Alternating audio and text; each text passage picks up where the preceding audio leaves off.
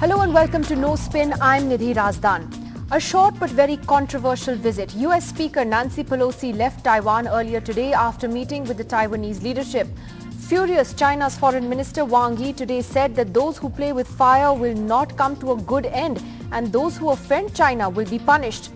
Many have applauded Pelosi for poking China in the eye yet again. She's been one of China's staunchest critics for years. But even in the United States, opinion is sharply divided on whether this was the right thing to do.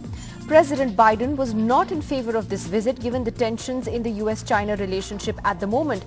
And many wonder whether Pelosi has ended up putting Taiwan in more harm's way instead.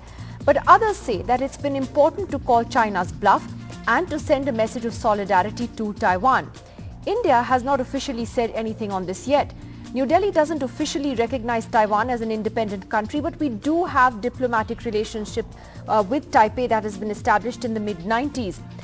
And since tensions with China and India grew at the border from 2020, there has been a subtle shift or so in India's position in giving more importance to the relationship with Taiwan.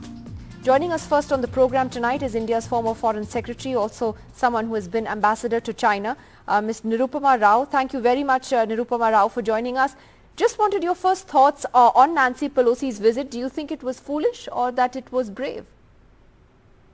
Thank you, Nidhi. Well, I am of the opinion that there are no happy endings here. The question I would ask is, has Nancy Pelosi's visit achieved really anything which augments the security and well-being of Taiwan and its people? The fact is that the US and China today have a broken relationship.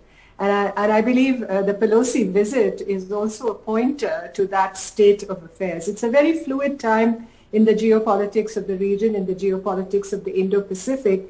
And Taiwan has become a political playing field between China and the United States. You have a China that is increasingly assertive, we all know that, and Xi Jinping is at somewhat of a crossroads, I think, as far as his future is concerned. You have the 20th Party Congress around the corner. He wants to confirm himself as China's paramount leader for the third time. He wants to show strength, especially domestically. You've seen all the social media and the Weibo posts from China, which are all, baying for the blood of the Americans and of the Taiwanese because of the Pelosi visit. So I think the Pelosi visit really amounted to a show of defiance vis-a-vis China. But as you mentioned, the Chinese reaction has been very toxic. They've called it a major political provocation, and they say that those who play with fire will perish by it. I don't suggest that we see war. This is not a binary situation where you have peace opposed to war, but you are seeing a steady escalation of tensions in the region. But the visit has been so widely welcomed in Taiwan itself. It's interesting that, she's been so warmly welcomed there, and it seems to have gone down very well with people there, even though they may bear the brunt of the consequences. Well, my own reading is that opinion in Taiwan is also divided on this issue. While there may be a very vociferous proportion of the people who have welcomed the visit, and as you know, Nancy Pelosi, who is herself in the twilight of her years, receives the highest civilian order from the Taiwanese authorities, the Order of Propitious Clouds. A bit of a misnomer under these circumstances. I don't see any propitious clouds around the corner as far as the situation in the region is concerned. So I do hope that China and the United States can resolve these issues peacefully, because that is the best option, the best alternative, the best solution for Taiwan and its people. Right. Because China has, I'm not saying China is going to take Taiwan by force because of the Pelosi visit, but it has announced these open fire drills around Taiwan. It is some of the analyses by U.S. official sources, for instance, the Defense Department, say that China is preparing to take Taiwan by force. I certainly I hope that will happen. But as far as sovereignty is concerned, the Chinese treat that as a sacred principle, as many countries do. And Taiwan they see as a part of China's sovereign territory. There are also, interestingly, a lot of people here in India, at least if you look at social media, who are cheering Nancy Pelosi on and saying, okay, great, you've called the Chinese bluff, at least for now, and you went there, etc. But we are in our own sort of very precarious border standoff with the Chinese. There have been some analysts who have argued that maybe India needs to step it up on Tibet and on Taiwan, and there's been a slight shift on that we've seen over the years on both issues. But can India afford to take a leaf out of Pelosi's playbook at all? Well, China is our neighbor. We can't row ourselves away from China. There's no place waiting for us beyond the horizon as far as that is concerned. So we have to deal with China as a neighbor. We stare at each other across the border. It's a border rife with tension, as you well know. And, the situation as it has developed over the last 2 years hasn't boded very well for our own neighborhood policy. So we have our own problems to sort out vis-a-vis China, and I don't believe we want to compound that by taking a new stand on Taiwan. I think the government has been cautious and has been circumspect, and rightfully so. What do we gain by changing our policy on Taiwan at this juncture? Right. You mentioned that we have diplomatic relations. We don't have diplomatic relations with Taiwan. We have functional relations, maybe trade, commercial, cultural ties. Yes, very basic. Diplomats are heading these sort of embassies, if you will, and it's mostly focused on trade and cultural ties. Absolutely. We have a one China policy, and we recognize the People's Republic of China, the government of the mainland, as the sole government of China. That has been our policy. And for that matter, even the US hasn't really moved away from that. It practices, you may say, a position of strategic ambiguity vis-a-vis China. And many countries perhaps do that on Taiwan and China together. But even the US has to think very, very carefully, because I'm reminded of what the Chinese said during the Korean War, when General MacArthur's forces were advancing towards the Yalu River, and China issued a warning through our ambassador, the Indian ambassador in Beijing, Sardar Panikkar, that you should rein in at the brink of the precipice. And I certainly hope we are not at the brink of the precipice. Well, perhaps India's position, as you said, has to be far more pragmatic and realistic than those who are dreaming of taking a leaf out of the Pelosi playbook. Thank you very much, Nirupama Rao, for joining us. Thank you. Thank you, Nidhi. And joining us on NDTV this evening, we're joined by Derek Grossman, Senior Defence Analyst with the RAND Cooperation. Also joining us is General Atta Hasnain, Strategic Affairs Analyst, former GOC of the 15 Corps in Jammu and Kashmir. Thank you very much to both of you for being with us. General Hasnain, your thoughts, for those who are cheering on Nancy Pelosi here in India and saying, India should do something similar, take a more aggressive stand on Tibet and on Taiwan. Is that something we can really afford to do? See, Nidhi, as far as Nancy Pelosi's visit was concerned, it was, in my perception, a brave visit, but a very foolish at the same time. And those who are cheering along the sidelines in India are obviously cheering based upon the responses of the perceptions and the sentiments which have been created out of the events arising from April 2020 till date today. And of course, the past relationship that India has enjoyed with China. I'm not sure whether India can really afford to follow the same kind of a policy which the United States has chosen to follow at this particular time.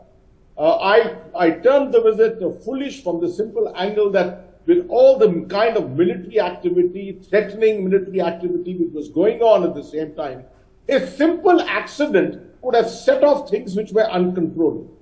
As far as India is concerned and our relationship, obviously the military asymmetry is very much there, although a lot of people will deny that and say that we have the capability to take on China. I don't deny that. We do have the capability, but this is not the juncture to do that kind of a thing.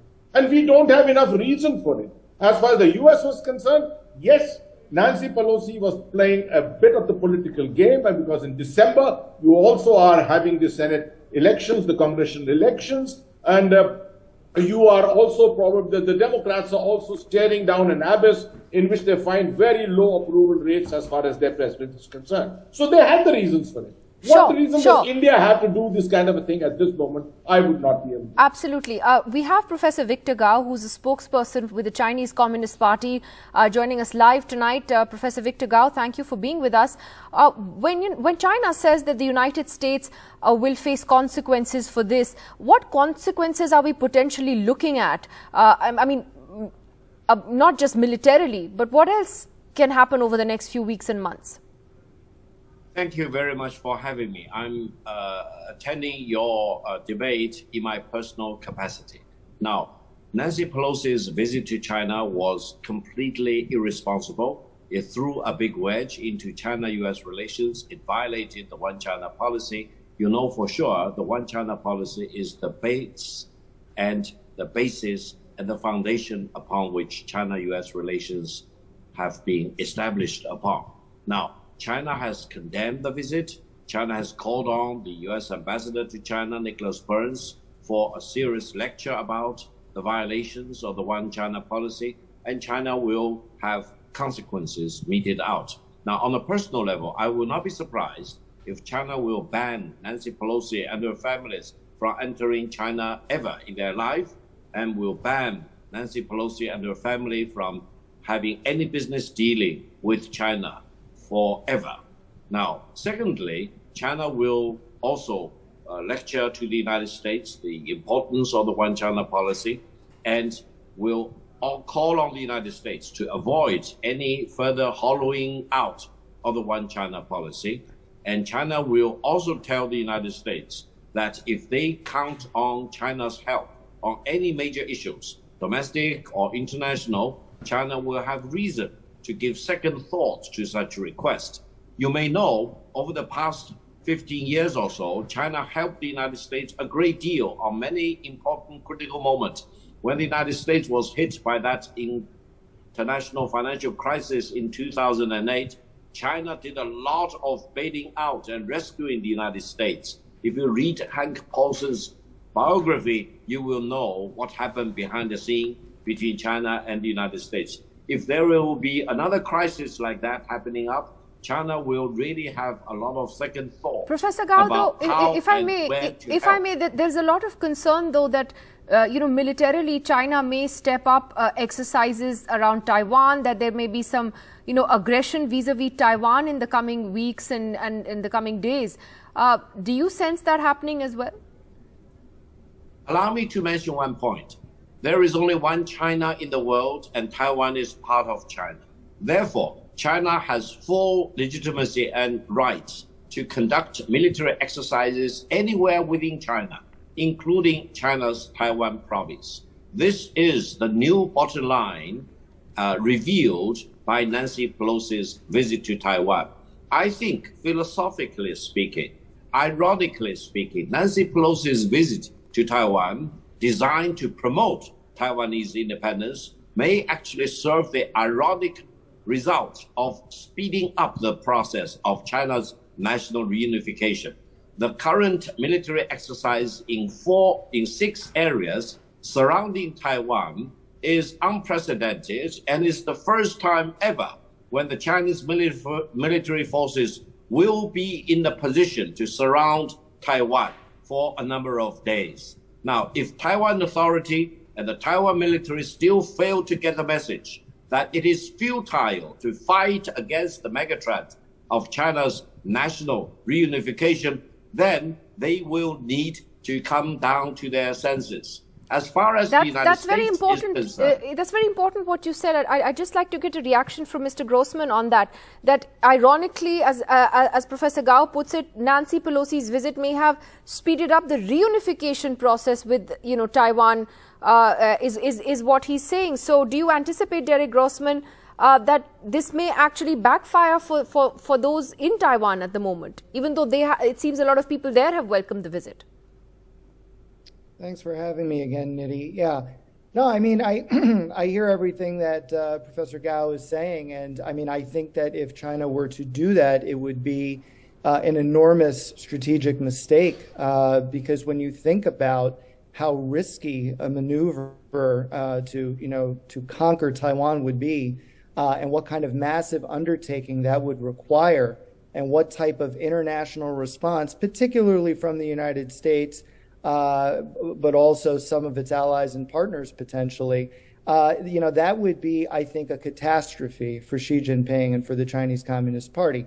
Now, obviously, this is something that China has been hoping would not come to pass either, that there would be a peaceful reunification, in their words, not in mine, with Taiwan. And I think Xi Jinping still holds out hope that that can be achieved, because doing so militarily would bring catastrophe to China and potentially to the U.S.-China relationship. What Professor Gao just said, this is the first time that China militarily has surrounded Taiwan. I mean, think about what he's saying here, the first time that's ever happened.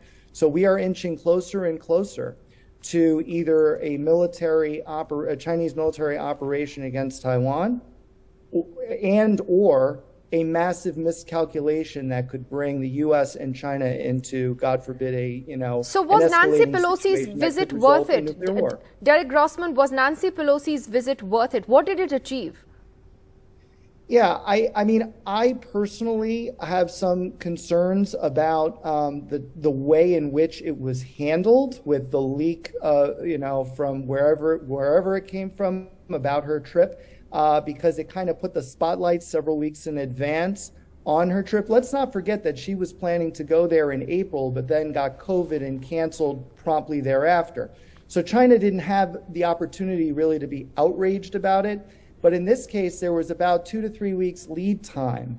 And so China was able to develop, a strategy to deal with it, and also to express its concerns that kind of grew louder over time.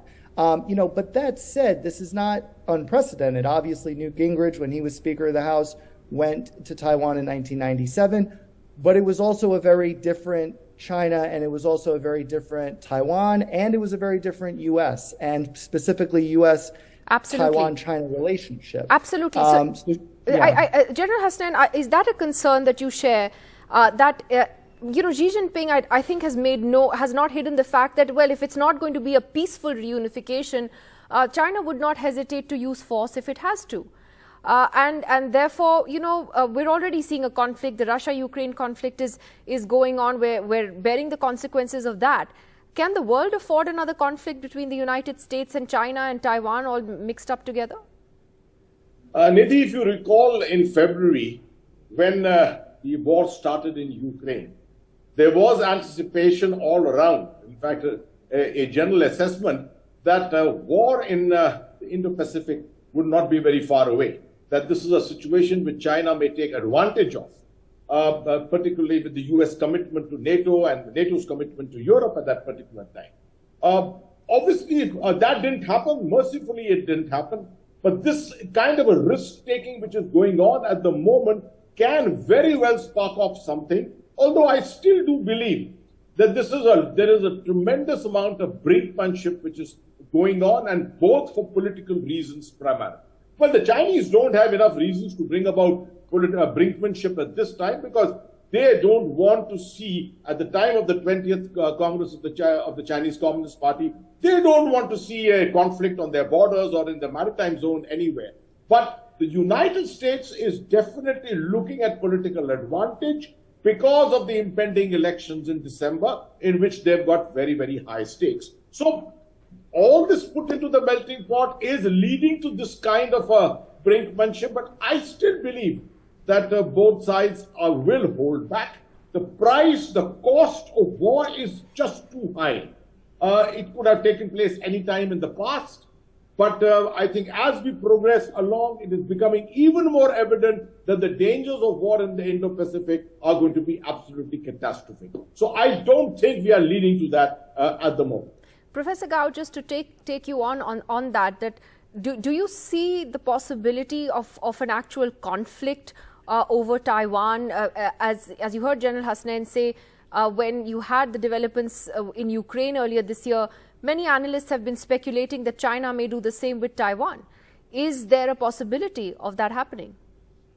Allow me to make one point. You know, the People's Republic of China was founded in 1949, and the People's Liberation Army, which is the Chinese military, was formalized, called the Chinese People's Liberation Army in the latter part of the 1940s. The mission for the Chinese People's Liberation Army is to unify the totality of China. They achieved that goal in 1949, 1950 for the totality of China's mainland. Taiwan was the only piece of territory left yet to be fully liberated. So you need to ask, what is the mission for the Chinese People's Liberation Army? To liberate the totality of China. And that means Taiwan now. So if you really know the purpose of the Chinese People's Liberation Army, you know they were built upon, they grew, and they have this mission to liberate Taiwan. Don't be surprised if Taiwan is liberated. Don't pretend to be surprised that if Taiwan is reunified with China. Because that's the mission for China as a People's Republic of China. China cannot permanently live in a separated status. Taiwan is part of the world. The total mankind, the whole international community acknowledge that there is only one China and Taiwan is part of China. You go to New Delhi and ask the official position of India whether they recognize the one China policy, whether they recognize Taiwan is part of China. Yes, of course, successive governments in India, as in the United States since 1979, as in Britain since 1950. Can you believe it?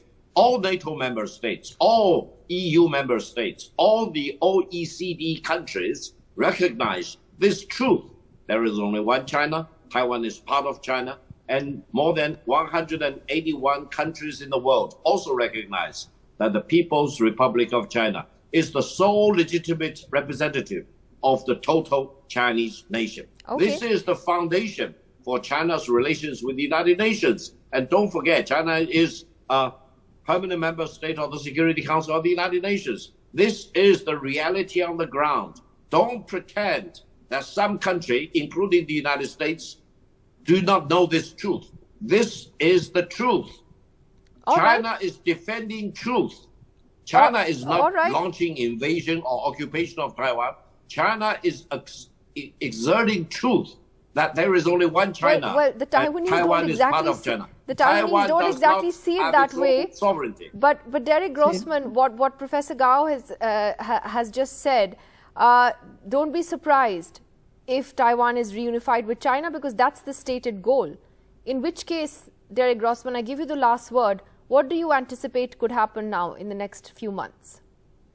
Well, Nidhi, let me just say that when you have the spokesperson of the Chinese Communist Party on, you're going to get talking points that they use all the time, or propaganda, if you don't want to be charitable about it. There's no analysis here. He's just restating things that China has said time and again, that Taiwan is part of China.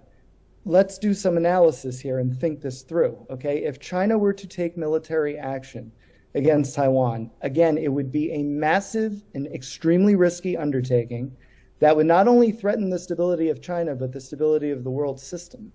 Okay, the U.S. and China during the Shanghai Communique in 1972, China says that the U.S. recognizes the Chinese position that Taiwan is part of China, but the U.S. has never said that. We have said that we acknowledge China's position, and we have a one China policy, that Taiwan is part of China. All right, so that is really the crux of the issue here that has never been resolved. And frankly, the U.S., China, Taiwan triangle has been completely bent out of shape in the last few years, and it's unfortunately getting worse. And that's why we are where we are today. Well, as you said, there would be consequences for all the players involved, including China, perhaps. I'm completely out of time today. Let's see where this story takes us. Thank you very much to all of you for joining us. Professor Gao, General Hasnain, Derek Grossman, fascinating conversation there on what happens next. Thanks for joining us tonight. See you tomorrow.